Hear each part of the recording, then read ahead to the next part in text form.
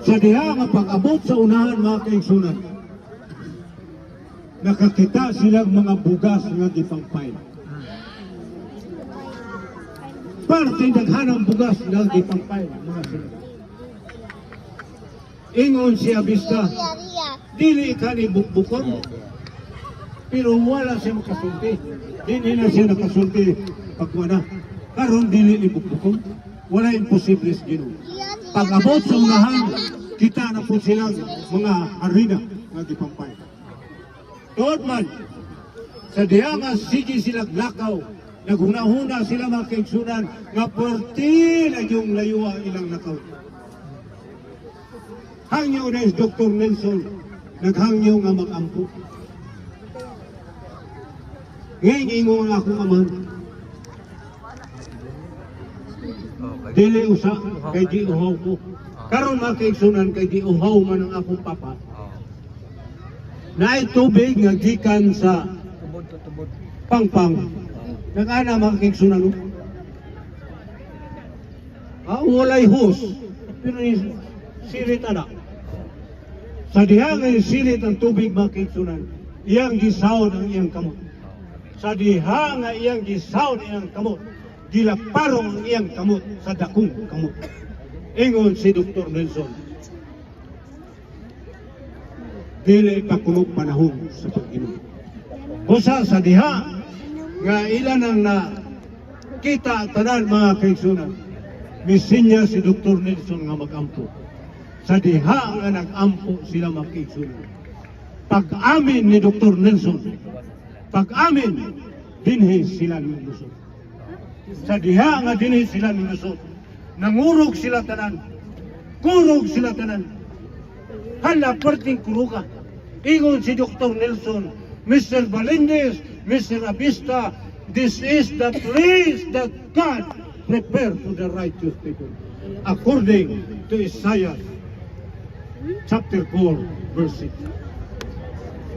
Adunay dapit nga gitagana sa Ginoo sa iyang mga katawhan nga dili maulanan, dili mabagyuhan, o dili mainitan panahon sa dakong kasama. Bawsa mga kaigsunan, kami po nga mga anak, nag-ingon ang akong amahan, mga anak, kung asa gani mo mupuyo, kung mga minyo mo, ayaw yung mong hawa sa Adventista del Sétimo Dia, kay nanay dapat nga gitagana sa Ginoo, alang siya mga katawhan nga mga mataron, nga pakanon, tilugan sa panahon sa dakong kasamo, sumara sa pinagaya, dusi-dusi, paingon sa dusi. Amen. Amen. O kini mga kaigsunan ang bukod. Pero, o ni akong ibilin kaninyong tanan. Samtang dili pata magbulag-bulag kay ugma magbulag-bulag. Mutambag ko sa mga banag na sawa. Mga anak, mga lalaki, mga anak, mga babae. Sumala sa Lucas 14, versikulo 26-25. Onsay gingon, nga ko ng banag asawa nagdinungtanay, mga anak na lalaki, mga anak na babae, bisan sa iyang kaugalingon, dili ko kamo mga tinong. Apan mga magtiayo, kamo usa ka pamilya. Apan kitang tanan, we are one family.